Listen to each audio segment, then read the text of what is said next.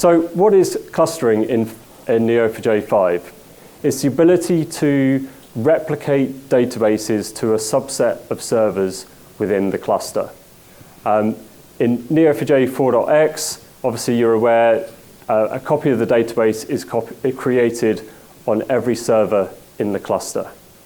There's two new components, the Allocator and the topology graph, and a discovery service as well that help clients find the databases on the servers in the cluster.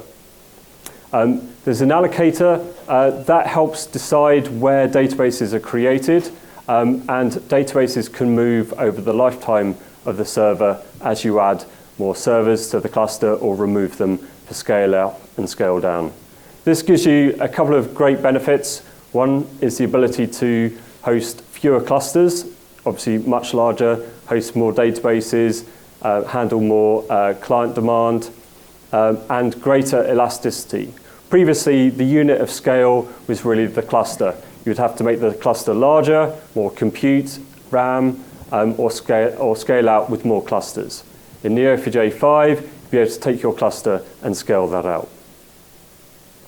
So I'm going to walk you through an example, but before I do that, I just want to kind of set the scene with clustering because there's a couple of major differences really. We've kind of deprecated terms like primary server or core server, secondary server, read replica server. That's because all members in the cluster are created equal. So what does that mean? That means a server can host a primary copy of a database or a secondary copy of a database. So I'm going to take you through this example where we want to create a knowledge database and we're able to specify I want 3 primaries and 1 secondary. Note the command here is just illustrative. The actual syntax will vary and be slightly different. It's more expressive as well, but just wanted to highlight really what happens when you then create the database. So as you'll see, servers 3, 4, and 5 have a primary copy. That matches our 3, and this server 6 is hosting a secondary copy. If I then go on, it's worth highlighting as well that we still have only 1 leader. That's exactly the same behavior as in Neo4j 4.4. If I then go on to create a product database, and I specify I want 3 copies, you'll then see that the allocator places primary databases on server 6, server 1, and server 2, which highlights that server 6 can host a primary copy and a secondary copy. Yes? So what does secondaries mean? Secondaries are the ability to scale out for reads, so they can handle more reads, taking the read workload off the primaries, or you can use them for backup as well. So it helps you take the load off your primaries. So what does this look like? Supposing we've got 5 databases, they're replicated 3 times across 4 servers. You'll see that DB1 exists on only 3 of the servers, and then we've got a relatively even distribution of databases across the other 4 servers. If you then want to scale out to handle more throughput, whether that's more disk utilization, maybe even reduce the impact of server failure and recovery within your cluster, you can then add a 5th server, and you'll see that 3 databases have been moved to this server. You could scale out because you want to add more databases and host those within your cluster. And again, notice we're not seeing a copy on every single server within the cluster. So it's the allocator that helps determine where databases are placed within the cluster. And there's 3 allocator strategies that I'll take you through in a minute. And the allocator works by updating the topology, which describes what server is hosting what database. If the allocator can't find a way of satisfying your request when you say create database, specifying primaries and secondaries, then it will fail the transaction and explain, didn't have enough servers for secondary constraint. So let's take you through the allocator strategies. The first one is complete. This gives you the same behavior that you had in Neo4j 4.4. It will basically place a copy of the database on every single server within the cluster. Equal numbers provides a way of distributing an even number of databases across the servers. Obviously, you only get an exact number if you specify the right copies. Then there's optimal disk utilization. This looks at the size of the databases and tries to balance those out across the servers. So if you then go on to create database 3, it will place a copy on the servers depending on the disk size, the size of the database, and the relative sizes of the others. Notice you could probably figure out a more optimal way of placing those databases within the clusters, but it's also trying to balance disk movement. It doesn't want to move too much data around the cluster. You don't want to suddenly be moving a 500 gig database to another server just to get a perfect even distribution of data. There's one other great feature in the allocator. You can, as a DBA, define labels and prescribe those to servers within the cluster. And you can pick anything arbitrary, whatever makes sense to you, whether you want to define the size of the compute, like so you could have small, medium, and large. You could use regions, right? You could say these servers are in US East, US West, or if you wanted to kind of preserve the behavior of clusters in Neo4j 4.4, you could say, I want to call this server primary and this server secondary. So the topology is stored, unsurprisingly, in a graph. Well, would we pick any other way of doing it? So this just tells the cluster where it finds databases, whether they're primary, secondary, where they've existed in the past, where they've been moved to. It gets updated as the topology changes. That happens automatically. What doesn't happen automatically is servers leaving the topology. So that's something I'll talk about in a minute. The routing of client requests obviously is important because not all servers host all copies of the database. So the client-side routing that featured in 4.3 is now enabled by default. And the discovery service helps route those requests to use particular databases to the servers hosting the leader or maybe the secondary for servicing reads. Operations, as I kind of alluded to, temporary unavailability does not affect operations. So just because a server has crashed or has been disconnected because of networking, it won't suddenly leave the topology. That's something that's under the administrator's control. The administrator has to say, like, I want to deallocate databases from that server. Now I want to deallocate that server from the cluster. These kind of operational things really make life on Kubernetes far simpler. Obviously, not only the scaling out, the rolling upgrades, the ability to remove and patch servers.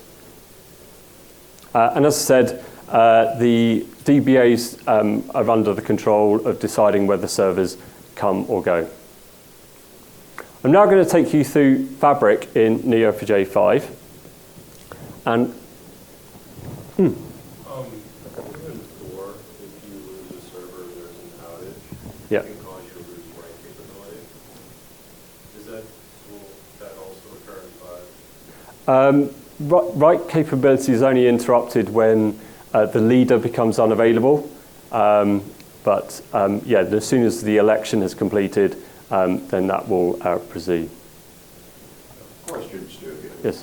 Why would I want to use a complete strategy versus an optimal strategy? Why would I want to use the old strategy? The new one looks.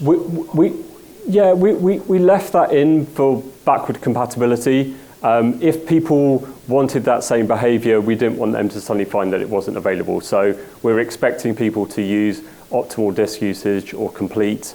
Over the lifetime of 5X, we'll be introducing other strategies as well. We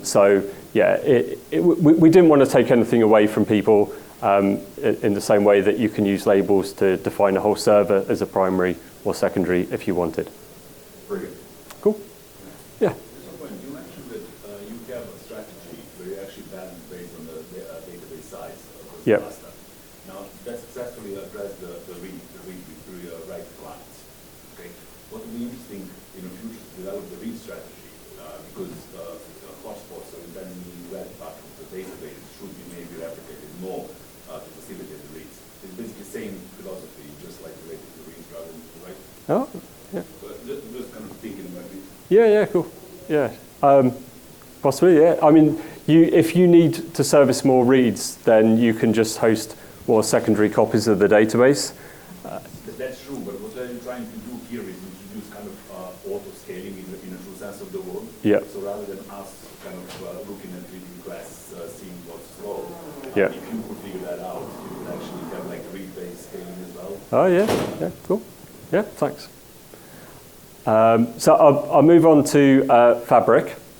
So we're going to take you through what Fabric is, why you need it, how to design for it, including some sharding strategies, and then we'll look at some financial fraud use cases. So what does Fabric enable you to do? It enables you to execute queries in parallel across a series of graphs.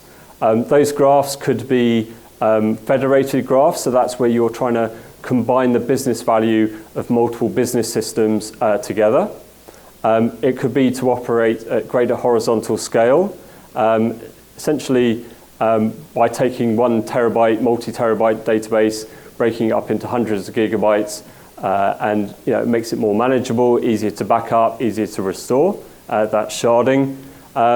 And it also enables hybrid cloud queries. So you'll be able to query across Aura instances and Neo4j database instances as well, wherever you store your data. We can chain queries together, and it's possible to essentially compose a Fabric database from a series of other databases. So the Fabric database doesn't store data itself, it stores references to whether they're shards or federated graphs. So, as I said, the cluster, your databases can be within the same cluster or across a cluster. So you could have cluster 1, which is hosting some shards for one application, and the loans and cards are held in another cluster. So, Fabric isn't limited to one cluster. But when you set Fabric against the backdrop of clustering in 5, I really like to think of clustering as the foundation of Fabric. The fact that you can host larger clusters gives you one operational boundary, one set of security boundary. Everything's obviously stored in the system database, and you can set RBAC and all your security stuff within the cluster.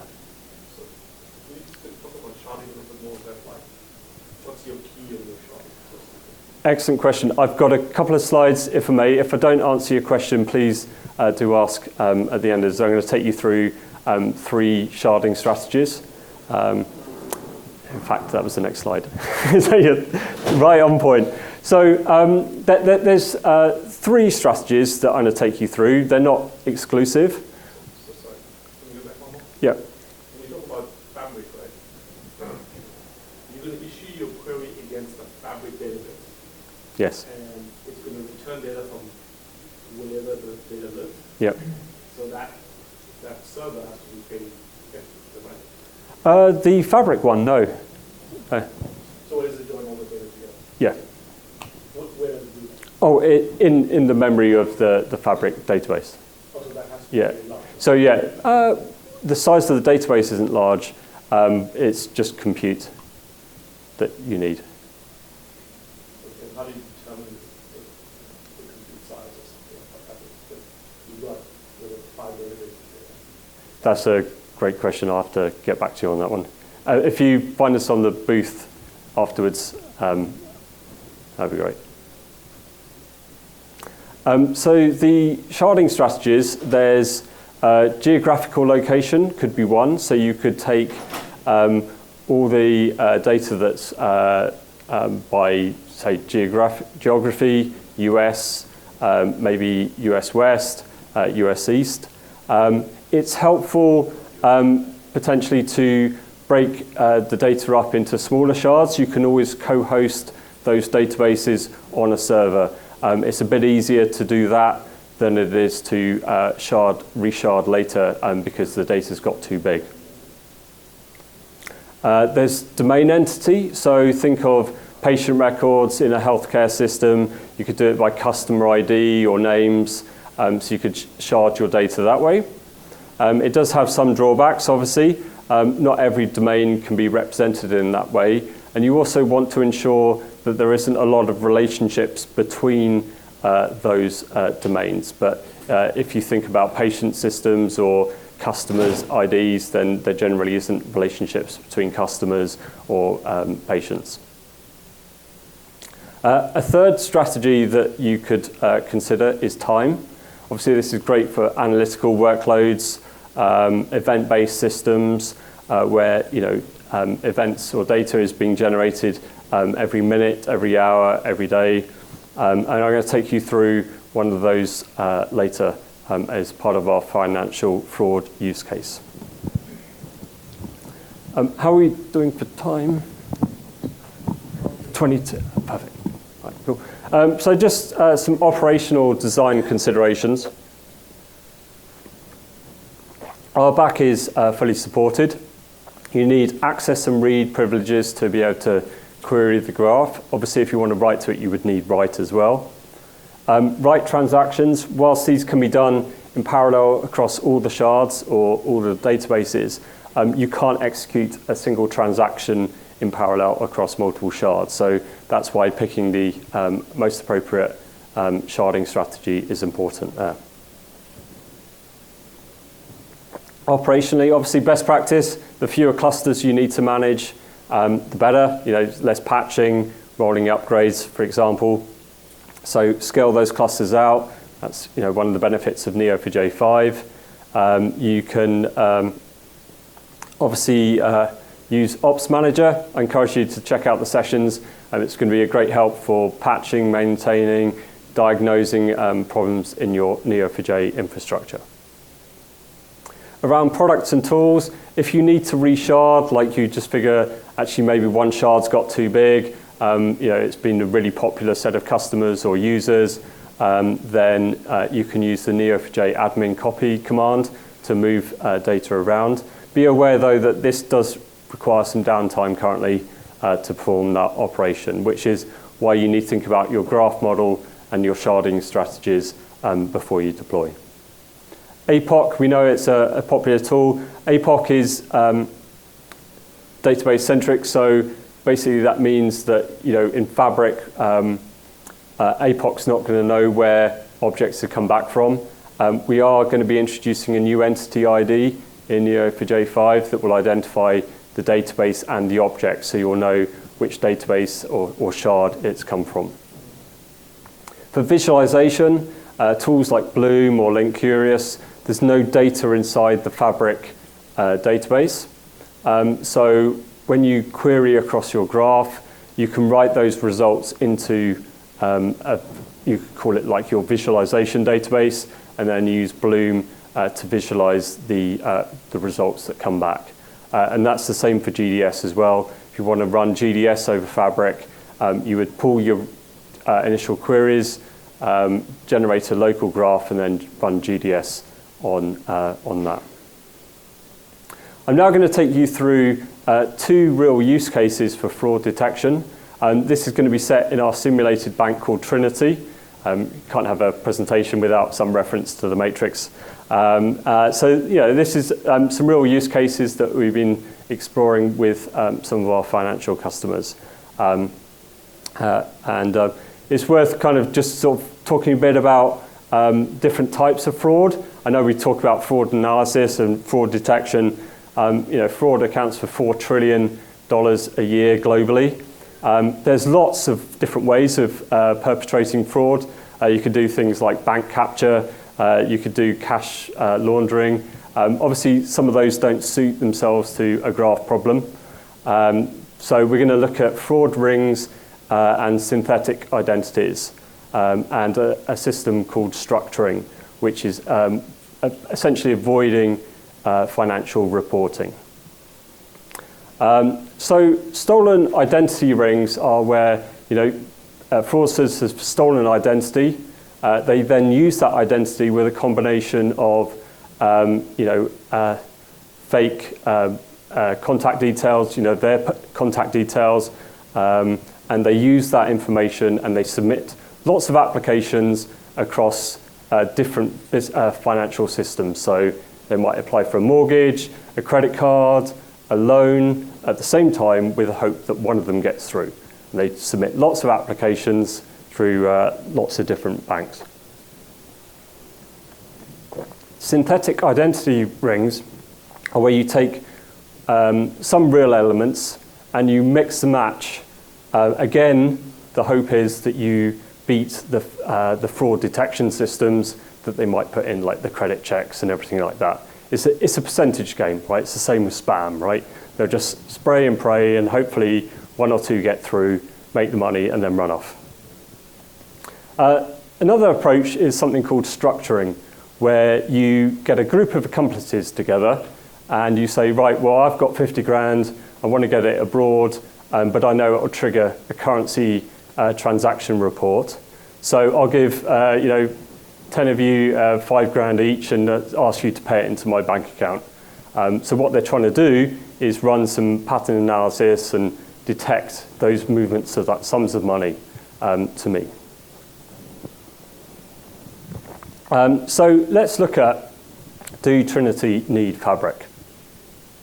So what we're exploring here is a representative model. It's not complete, not trying to show every aspect of the financial model, but it's to really highlight the brief, right? So we're going to detect these fraudulent applications.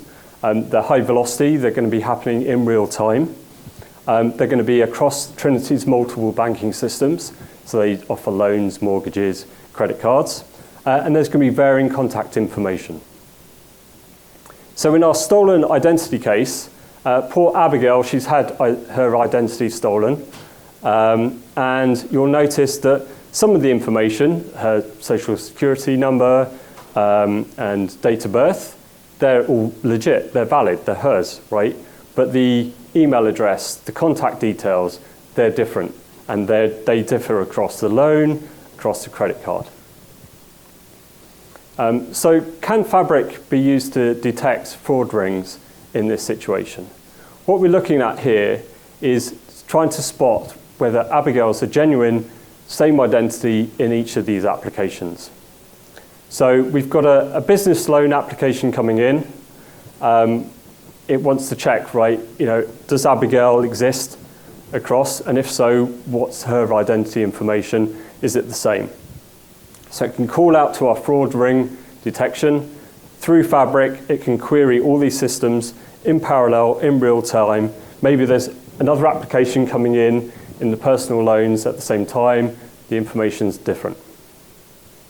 So that's a perfect scenario for federation, right? Our queries are happening in real time. That operationally, these stores, each of the banking systems, probably hundreds of gigabytes. There's no need for sharding in this scenario. And obviously, we can run GDS and Bloom over each of the individual business systems. If we want to maintain a suspicious fraud activity database, we could write the results out to that as well, and we could run Bloom GDS on that. So, maybe over time, you pick up all these people that look suspicious. Maybe on some occasions, they get vetted and validated by human eyes, additional checks. Just one question. Yeah. In the previous slide, assumption is that personal loans, credit card, and mortgage, 3 silos for each product responsible, run the same data model. No, it doesn't have to be the same data model, no. To achieve that federation, very intelligent to say one query and the input will get translated into these 3 different models at the back. So you're just looking for, like, Abigail, they're going to be similar models, right? You're going to have, like, name, address, social security number, right? So there might be some slight variation in the model, but you're essentially looking for pulling back address details, email address, and stuff like that. So you're looking to compare those on a case-by-case basis. So that's a tick for federation for fraud rings. So can federation detect smurfs, right? This is what they refer to as smurfing, where you get these group of accomplices to help you move money around. So this is a use case for sharding, not for smurfs, as in the little blue fellas. So here we've got people trying to evade financial reporting, and we're looking for sums of money that can total up to 50 grand between a group of accomplices. Trinity generate about 100 gigabytes of transaction data a month, and they want something that can detect fraud over a 6-month time horizon. But they're also conscious that their business is growing, right? And they expect maybe their transaction volume to double over the next 12 to 18 months, or they may even decide to extend the time horizon from 6 months to 12 months. So one option is they're essentially starting out at 0.6 terabytes of data that they want to run the analysis over, and they've got that on a set of 3 servers. But then that raises the question, well, what happens when the volume increases, or I want to run my data analysis over a year? I've got to scale up to 1.2 terabytes of data, or maybe even more, right? So that raises these kind of questions about design, planning decisions. Do I size for now? Do I size for later? If I size for now, how do I operationally scale up? So really, this is when horizontal scale out becomes a valuable capability. Obviously, you've got your backup, archiving, retention, data management of half a terabyte versus 1 terabyte, or 2 terabytes. Those kind of operational issues become more challenging the larger the data gets. So our new option now that becomes available with Neo4j 5 is to be able to say, well, actually, now we've got these 5 shards that are replicated 3 times across these 4 servers, and we want to scale out, right? So we add another server into the cluster, some databases get moved across to the new server, and we've scaled out, and that enables us to cope with increased disk size, or maybe some increased usage, or we want to add more or monthly data to our shards. So how do we decide what's the appropriate sharding mechanism? And I've kind of alluded to this already a bit, really, that it's going to be time-based. But if we look at the data model, right, we've got our customer, Abigail, she's got her customer data, and then there's transactions that she makes from her account to another account, and we've got this intermediary node that describes the transaction that's been made, the currency. Now, you could say, well, let's shard by currency, right? We could have all the US currency transactions on one database.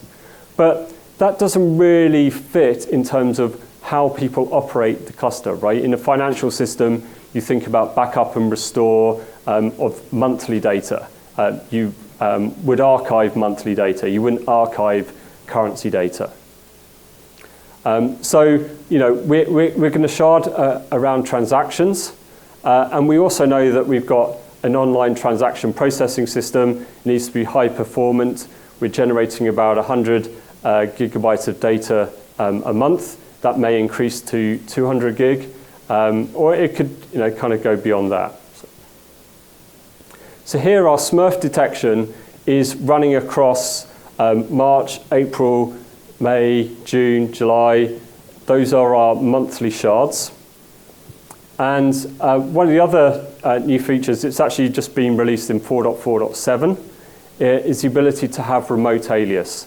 So this means that you could point your application to a current shard And then DBAs each month can roll out that shard.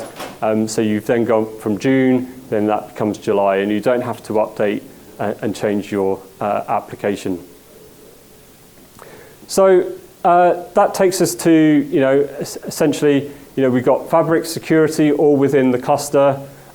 We've got our RAM compute requirements for each of our shards, just a couple of 100 gigabytes. We could probably have a more high-performant machine running our current shard. That's going to be doing all the transaction write processing.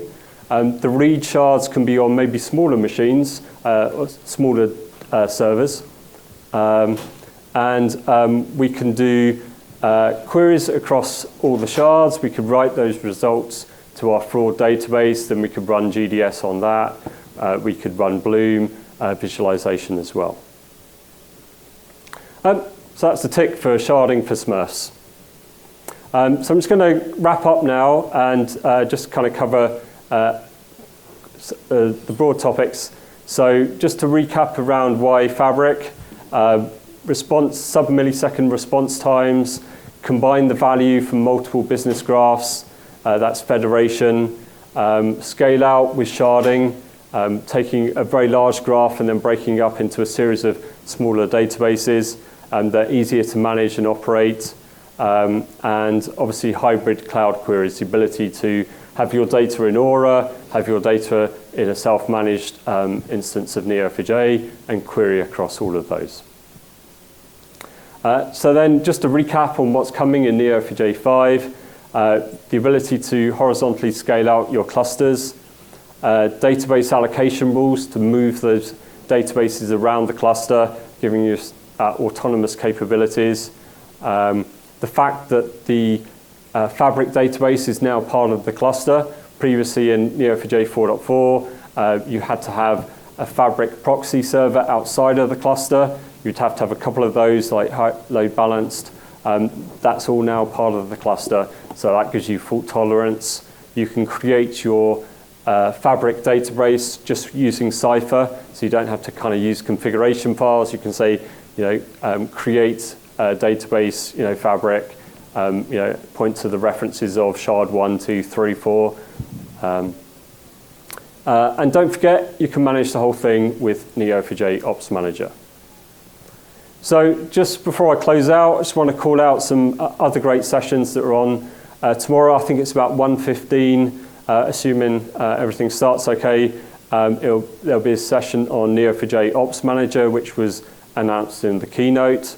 There's a session later today, I think it is. It's called Fun with Fabric in 15 minutes. Unfortunately, the session operating Neo4j Kubernetes was happening right about now. Unfortunately, they moved it. But I would encourage you to check out the session. It's on Wednesday, 2:30, I think it is. And we're going to be covering writing Cypher queries for Fabric and some other great new stuff that's in Neo4j 4.4.